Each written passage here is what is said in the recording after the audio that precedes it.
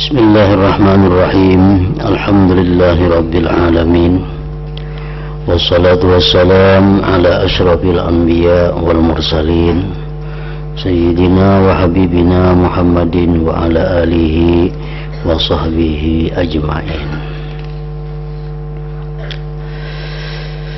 Umpama ada yang bertanya,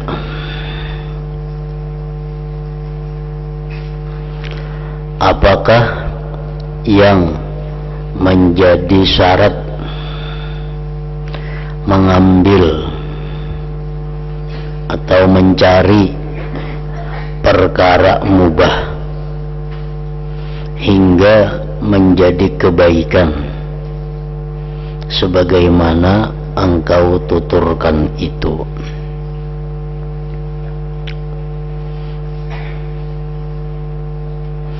Apa syaratnya kita berusaha mencari harta, mencari duit?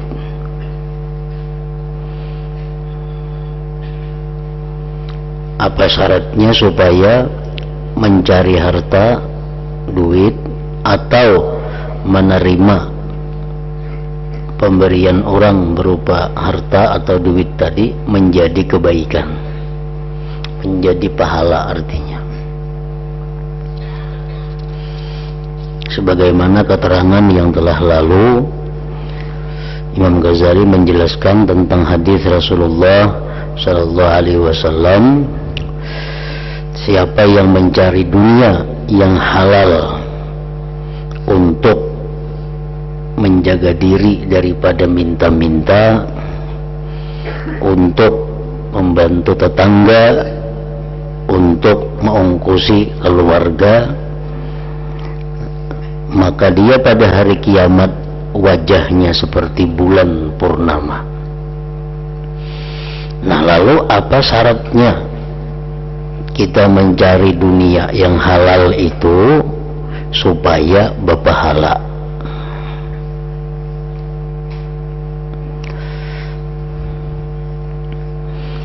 Ketahuilah bahwa hal itu memerlukan dua syarat supaya berusaha mencari yang halal menjadi kebaikan, menjadi pahala, yaitu keadaan.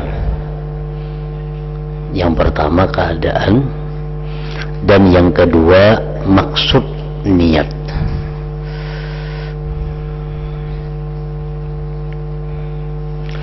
Apabila keadaannya sesuai, niatnya atau maksudnya baik, maka mencari dunia yang halal itu menjadi satu kebaikan, menjadi satu pahala.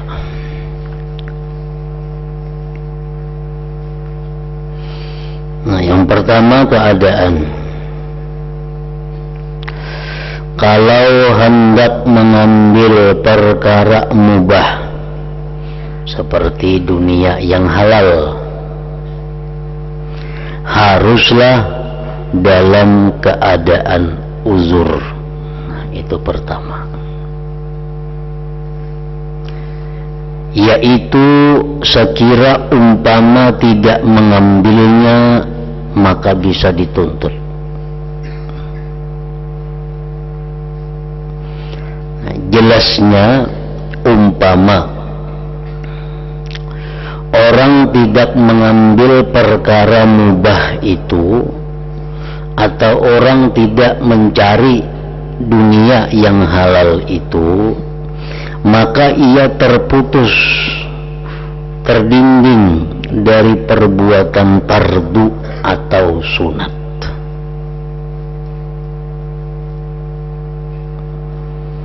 Sebab tidak mengambil perkara mubah tersebut.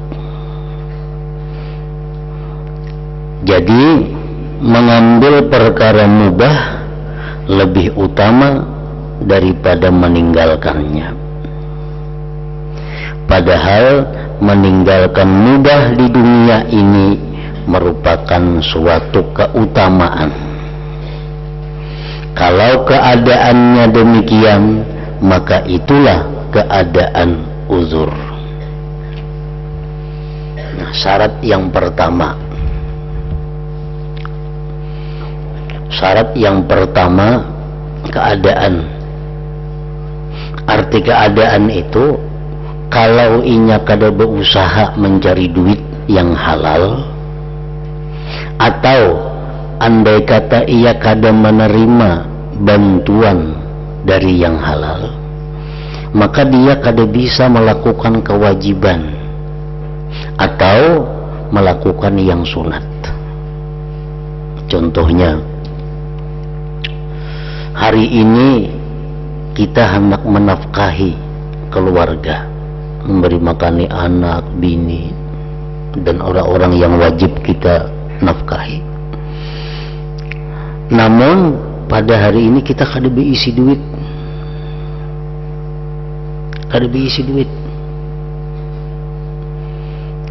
maka kewajiban kita hari ini menafkahi. Nah, di saat itu lalu kita mencari yang halal untuk menafkahi itu. Namun kita kada mencari, kita terdinding, terputus daripada melaksanakan kewajiban. Lalu kita menerima bantuan orang. Mungkin kita kada menerima bantuan orang, hari ini kita kada kau menafkahi yang wajib dinafkahi. Nah, itu keadaan uzur ngarannya.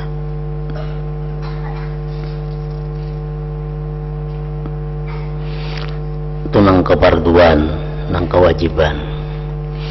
Yang kedua, yang sunat. Hari ini kita nih hendak membantu tetangga, membantu keluarga, membantu siapa kan yang perlu dibantu, tapi kada berduit. Lalu kita kada kau melaksanakan sunat membantu itu.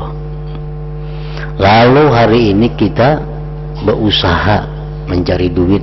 Nah, lalu kita hari ini menerima bantuan orang karena untuk melaksanakan niat kita membantu orang yang sunat tadi. Nah, itu ngarannya keadaan uzur. Jadi pertama syaratnya adalah keadaan uzur dahulu. Maksud niat yang kedua, kalau akan mengambil perkara mubah harus ada niat, mempersiapkan diri dan mengambil bantuan untuk beribadah kepada Allah Subhanahu wa ta'ala,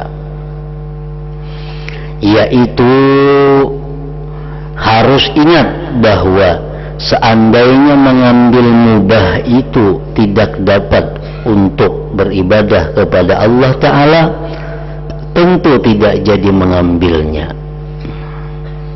Seandainya mengambil mubah itu tidak dapat untuk beribadah kepada Allah Ta'ala, tentu tidak jadi mengambilnya.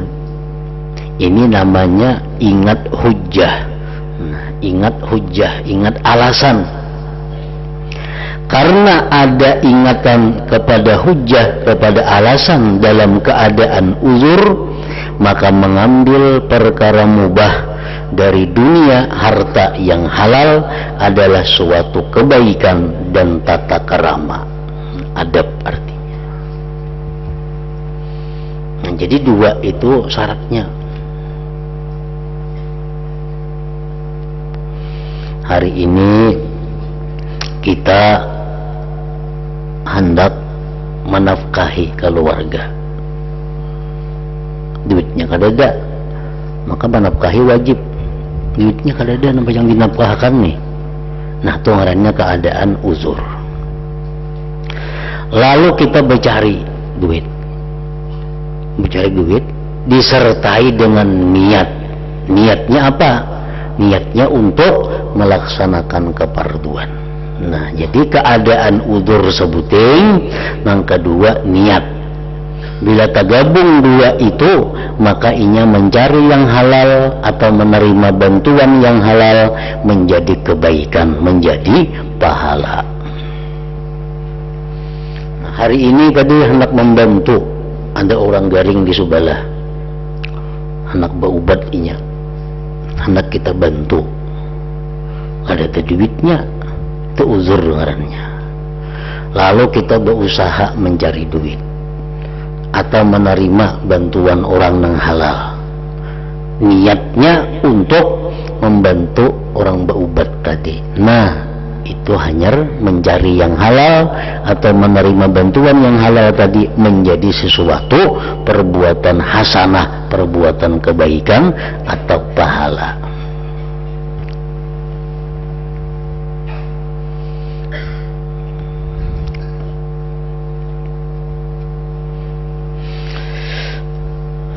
Jadi mesti tergabung dua syarat tuh, uzur dan niat.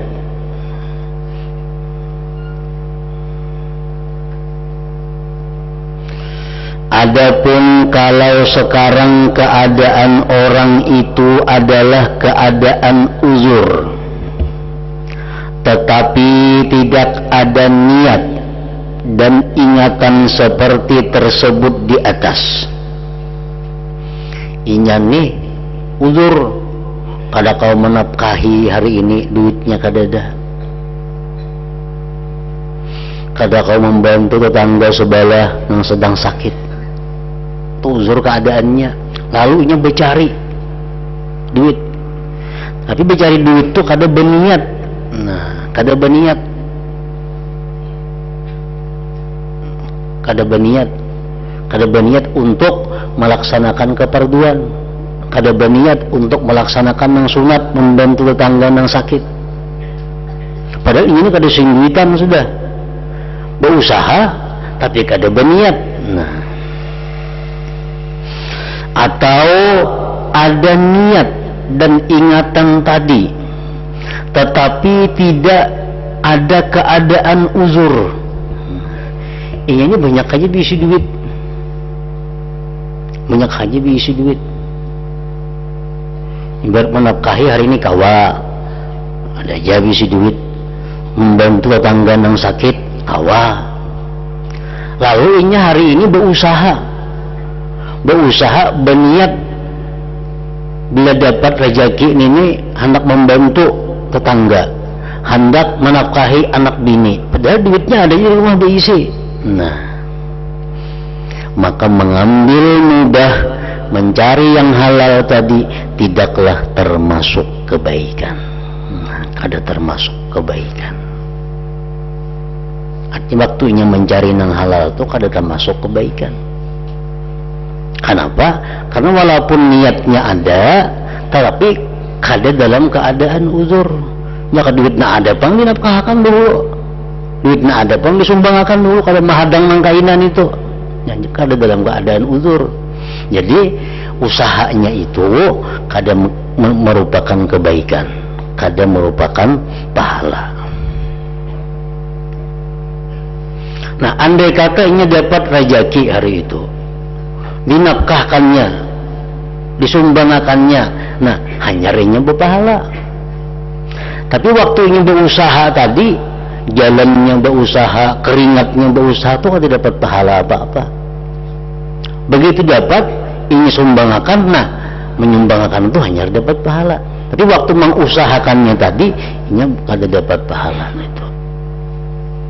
Nah, lain halnya duitnya kada ada, hendak membantu orang, duitnya kada ada, uzur orangnya sudah, tambah niatnya ada, aku hari ini nah ada berduit, aku berusaha supaya dapat duit supaya membantu tetangga. Nah, mulai turun rumah, langkah-langkahnya, titik paluhnya pahala semuaan itu. Nah, dapat itu dimaksud dengan kebaikan tadi.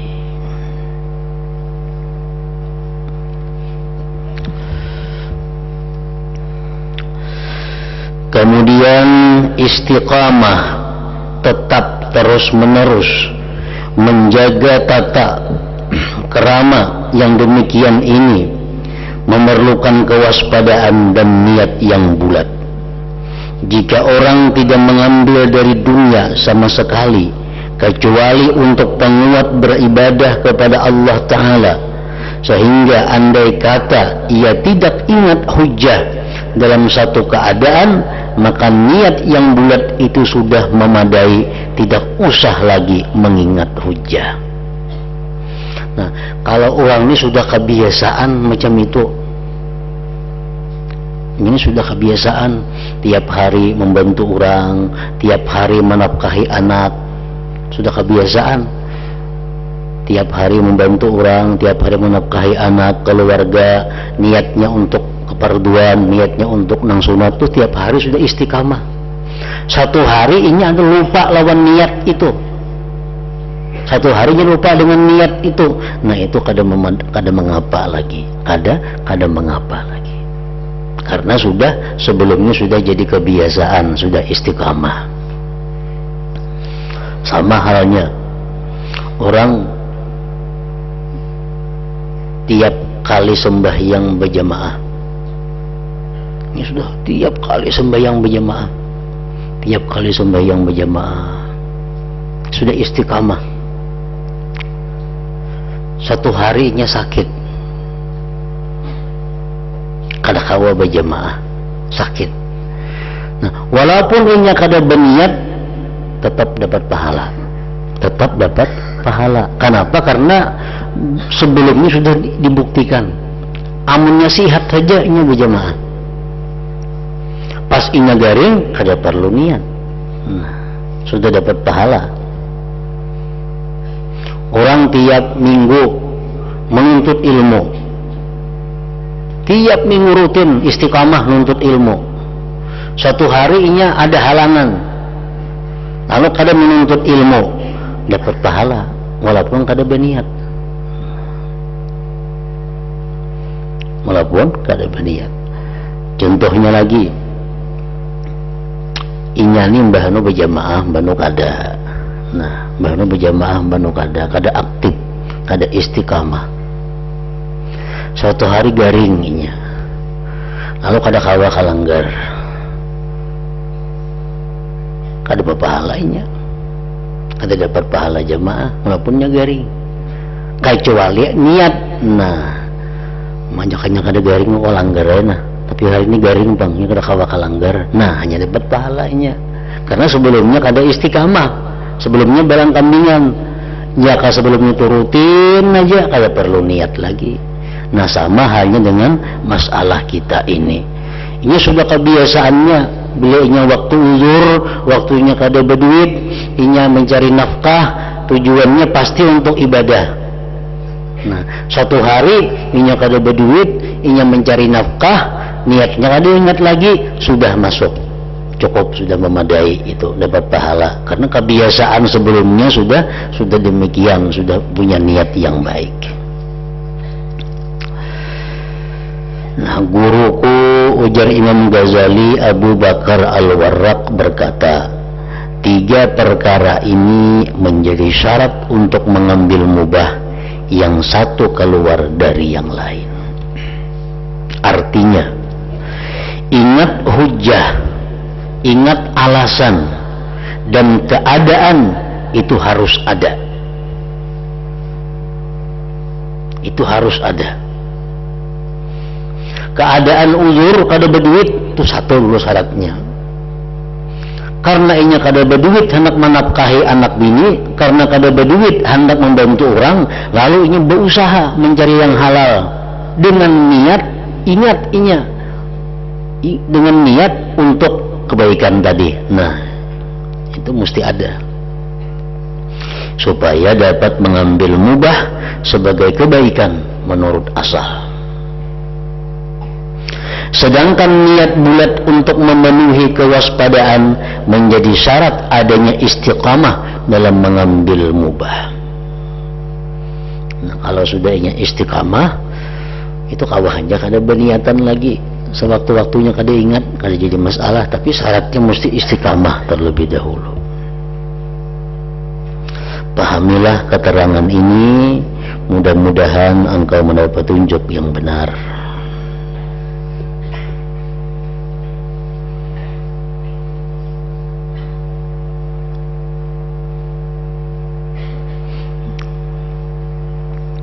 Umpama ada orang bertanya,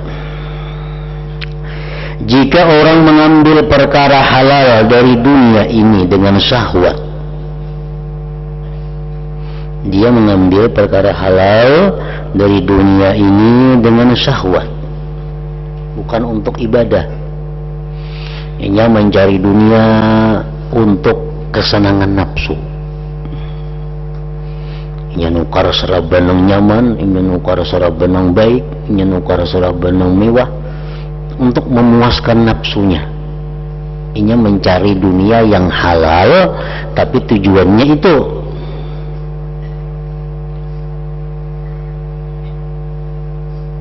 Apakah yang demikian itu dianggap maksiat?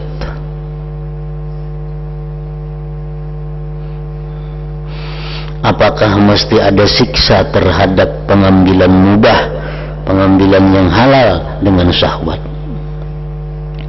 Apakah mengambil yang halal dengan uzur itu fardu hukumnya ataukah tidak?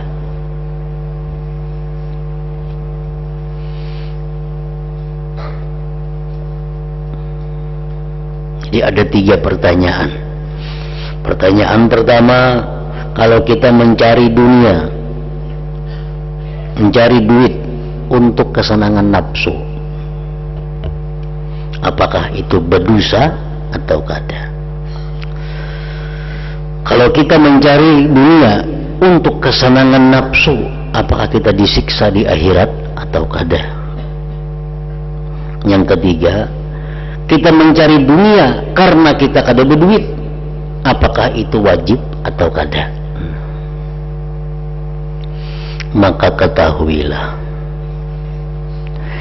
bahwa mengambil mubah, mengambil yang halal dengan uzur ini adalah fadilah, keutamaan, dan engkau boleh menamakannya kebaikan dan kebagusan.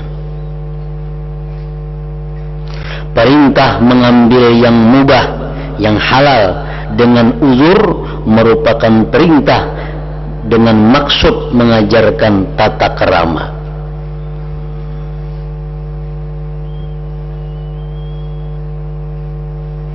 Jadi kalau kita mengambil yang halal karena dalam keadaan uzur, kita mencari yang halal karena kita dalam keadaan uzur kada sing duitan, nah itu merupakan satu kebaikan apabila diniatkan untuk ibadah tadi.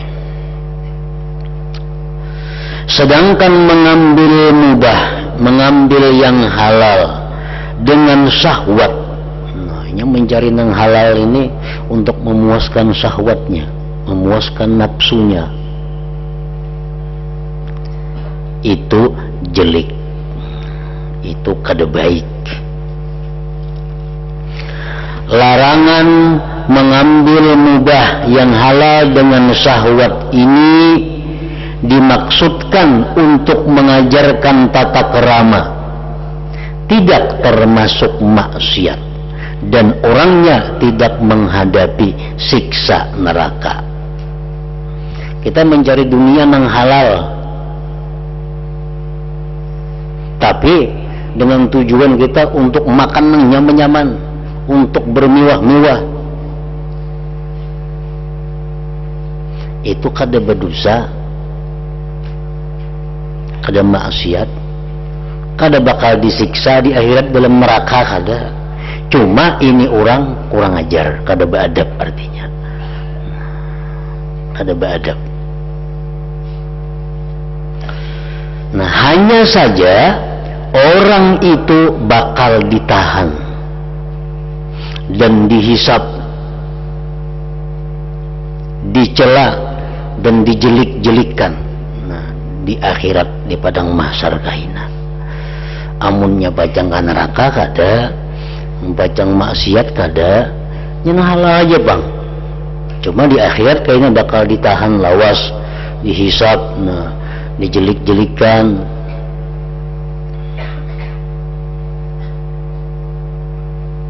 Makanya nang tadi orang ada aja bisa duit, ada aja bisa duit. Lalu hari ini berusaha mencari yang halal, ujarnya aku hendak membantu orang. Dan duit ada aja bisa, tapi nya bercari dulu hari ini supaya duit nanti jangan tagarap. Nya bercari dulu hari ini supaya kau membantu orang. Nah maka mencari pada hari itu kada termasuk kebaikan. Namun begitu duitnya berhasil diberiakannya, nah hanya dapat pahala. Tapi dari awal langkah-langkahnya, gerak-geriknya, susah payahnya itu kada berpahala. Begitu ini dapat disumbangkannya, nah hanya jadi pahala. Nah itu akan dihisap kaina. Jam pada hari anu ya Tuhan mencari duit ini kemana?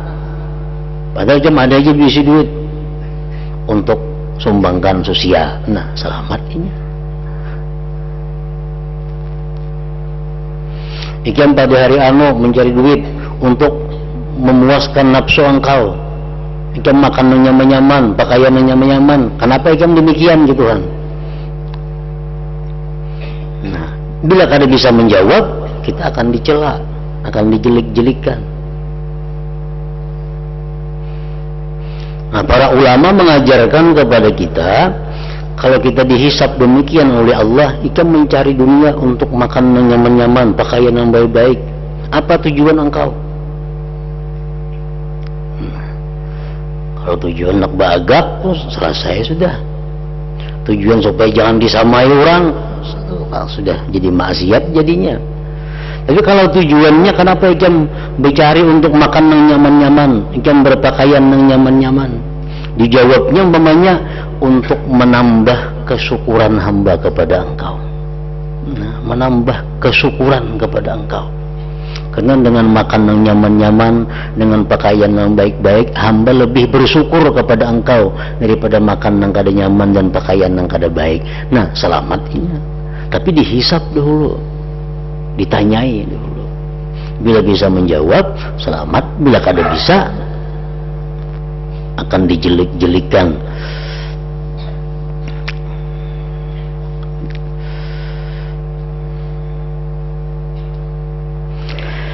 Seandainya engkau bertanya apakah penahanan dan hisab yang dihadapi oleh hamba ini, ketahuilah bahwa hisab yaitu engkau akan ditanya nanti pada hari kiamat mengenai apa yang engkau usahakan, mengenai apa penggunaan engkau dan apa yang engkau kehendaki dengan usaha serta penggunaan itu.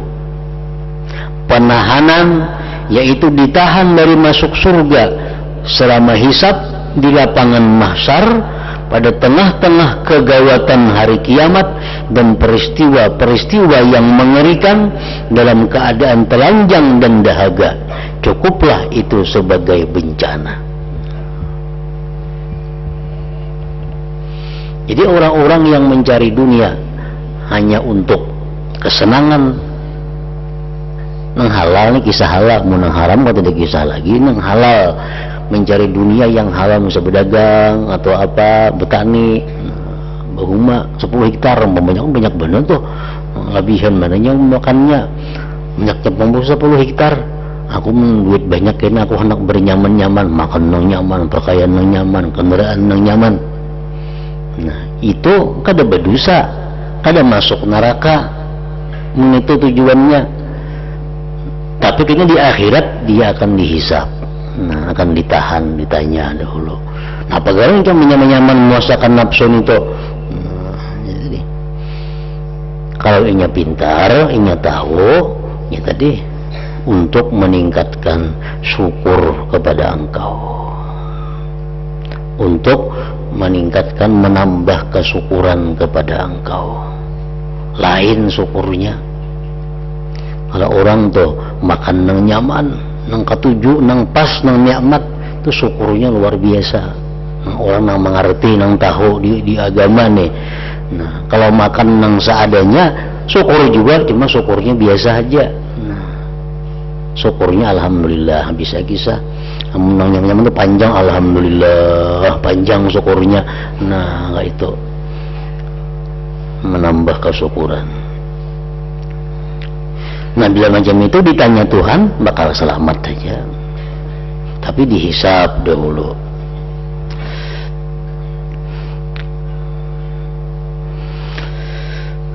Dihisab di padang mahsyar pulang, di tengah-tengah kegawatan hari kiamat, nana betilanjang dan dahaga, cukuplah itu sebagai bencana. Andai kata ada orang yang bertanya, kalau Allah Ta'ala telah menghalalkan perkara halal untuk kita, apa sebab kita dicela dan dijelik-jelikkan?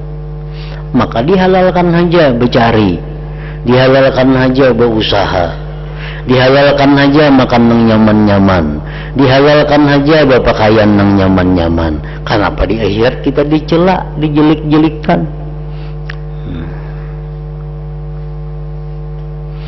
Ini untuk orang yang benyaman-nyaman, yang bermewah-mewah, untuk menikmati.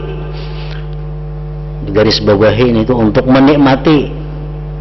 Amal sagan nang supaya paharatnya sekambungan itu sudah masuk neraka, sudah itu kada digisah lagi. Inya beulahin supaya paharatnya sekambungan, inya makai ini supaya jangan disamai orang. Nah, itu sudah sombong tujuan itu kada ada kisah. Ini kan kisahnya hanya untuk inya ketujuan aja. Inya makai yang baik-baik, ketuju jadinya. Kada bagak kada ada, cuma ketuju. Nah, makanan nyaman-nyaman, inya ketuju, bukan bagak maharati orang kada. Nah, itu kan boleh aja itu halal aja, tapi kenapa dijelik-jelikkan di akhirat? Kenapa dicela? Ketahuilah bahwa mencela dan menjelik-jelikkan itu karena orang meninggalkan tata kerama. Orang nang mencari dunia nang halal hanya untuk menyenangkan nafsunya, hanya untuk meneruskan syahwatnya, itu meninggalkan adab dengan Tuhan, meninggalkan tata kerama. Sama halnya dengan orang yang didudukkan pada meja makan raja lalu meninggalkan tata kerama, maka tentu ia dijelik-jelikkan dan dicela meskipun makanannya diperbolehkan. Kita ini diundang oleh kerajaan makan, berarti makanan itu kan sudah dibolehkan kita makan, tapi ini makannya kada beadab, ini hantam terus, yang sini kukutnya, sana ambilnya, iwak ini makannya habis, dimakani penurang semuaan, kan dicela orang tuh, mana itu jurang gahaknya makan. Nah, padanya halal aja, cuma kada beadab, lalu dicela orang. Nah, sama halnya orang yang mencari dunia yang halal, itu kada jadi masalah, cuma dicela. Menjadi dunia yang halal untuk bermegah-megah, untuk bersenang-senang, itu halal, cuma kada beadab, lalu dicela kena di akhirat. Jadi asal dalam bab ini bahwa Allah Ta'ala menciptakan hamba agar beribadah kepadanya. Itu tujuan. Wa ma khalaqtul jinna wal insa illa liya'budun. Tidak kuciptakan jin dan manusia melainkan untuk beribadah. Itu tujuan manusia dicipta itu untuk ibadah, bukan untuk bersenang-senang. Tapi kalau bersenang-senang menghasilkan ibadah, itu selamat saja. Bersenang-senang menghasilkan ibadah, itu selamat. Kayak tadi kita makan yang nyaman, pakaian yang nyaman, cuma tambah syukur lawan Tuhan, itu selamat saja. Nang dijelik-jelikkan itu hanya untuk menyaman-nyaman aja. Tujuannya hanya untuk benyaman-nyaman, titik enggak di situ. Nah, jadi asal dalam bab ini bahwa Allah Ta'ala menciptakan hamba agar beribadah kepadanya, itu tujuan. Hamba itu adalah hamba Allah Ta'ala. Kita ini adalah hamba Allah Ta'ala. Dari segi apapun kita hamba Allah. Karena itu sudah sewajarnya jika hamba mesti beribadah kepada Allah dari jurusan manapun yang memungkinkan dan menjadikan semua perbuatannya sebagai ibadah kepada Allah dari arah manapun yang mungkin ia lakukan. Berhubung kita ini hamba Allah, diciptakan untuk ibadah, mestinya hidup kita ini adalah tujuan utama ibadah. Yang lain itu hanya pengiring, yang lain itu hanya pendukung untuk ibadah. Nah, itu manusia yang berakal, yang tahu diri. Allah menciptakan aku ini untuk ibadah.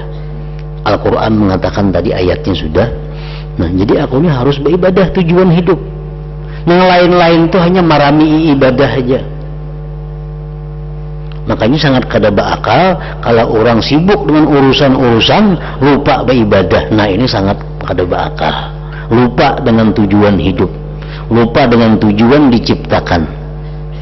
Kesibukan urusan beribadah kada tegawi lagi. Nah, itu terbalik ngarannya. Pada ibadah itu mestinya adalah tujuannya, intinya. Kayak orang beracara, misal acara haul umpamanya, acara akad nikah, itu kan intinya apa? Intinya akad nikah itu. Nah, cuma sebelumnya itu ada acara-acara yang menunjang ke akad nikah, baca Al-Quran dulu, baca Fatihah dulu. Nah, itu hanya sebagai acara-acara yang menunjang kepada tujuan utama akad nikah.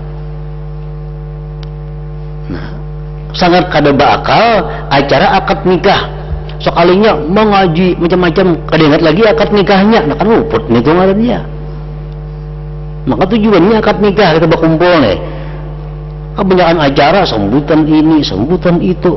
Betah hari dah ada juga akad nikahnya lagi. Nah, ini luput ngarannya. Nah, sama halnya manusia dicipta oleh Allah intinya untuk ibadah, tapi Allah menyediakan sesuatu yang menunjang ibadah itu. Berusaha cari makan supaya bertenaga, cari pakaian supaya bagus, supaya ibadah terlaksana. Karena itu sudah sewajarnya jika hamba mesti beribadah kepada Allah dari jurusan manapun yang memungkinkan dan menjadikan semua perbuatan sebagai ibadah kepada Allah dari arah manapun yang mungkin ia lakukan. Kalau tidak mau melakukan yang demikian dan memilih kesenangan nafsunya serta melupakan ibadah kepada Tuhan karenanya, sementara itu ia mampu melakukannya tanpa ada uzur, pada tempat hidupnya adalah tempat berkhidmat dan beribadah kepada Allah, bukan tempat bernyaman-nyaman dan menyenangkan nafsu, maka sudah semestinya bila dicela dan dijelik-jelikkan oleh tuannya. Orang mencari yang halal, mencari yang halal untuk menikmati, untuk nyaman. Nah, akhirnya ibadahnya terganggu, ibadahnya nang wajibnya aja lagi nang tagawi karena kesibukan. Nah, itu dia dicela oleh Tuhan. Kami urus nafsu ikan di Tuhan, ibadah maka amba tinggal kurang ini. Nah, itu dicelaknya di situ. Padahal dunia bukan tempat bersenang-senang, dunia tempat untuk mencapai kemuliaan di akhirat. Renungkanlah masalah pokok ini, semoga memperoleh petunjuk Allah Ta'ala. La hawla wa la quwwata illa billahil aliyyil azim. Inilah keterangan yang ingin kujelaskan mengenai memperbaiki nafsu dan mengendalikannya dengan kendali takwa. Karena itu peliharalah, memperhatikanlah keterangan ini dengan sebaik-baiknya, niscaya engkau mendapatkan kebaikan yang banyak sekali di dunia dan akhirat insyaallah. Allah jualah yang menguasai pemeliharaan dan taufik dengan anugerahnya. Nah, kemudian pasal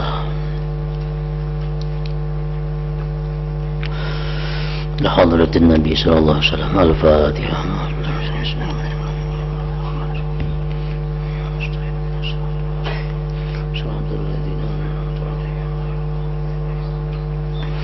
Bismillahirrahmanirrahim. Alhamdulillahirabbil alamin. Allahumma shalli wa sallim ala sayyidina Muhammad wa alihi wa sahbihi ajma'in. Allahumma ighfir lana ma akhtana wa ma tahammadna wa ma asrarna wa ma a'lanna wa ma asrafna wa ma anta a'lam bihi minna. Antal muqaddimu wa antal muakhiru, la ilaha illa anta. Allahumma nafa'na bima 'allamtana wa 'allimna ma yanfa'una wa zidna fahman wa ilman wa 'amalan wa hudan wa taufiqan bi rahmatika ya arhamar rahimin. Sallallahu ala sayyidina Muhammad wa alihi wa sallam.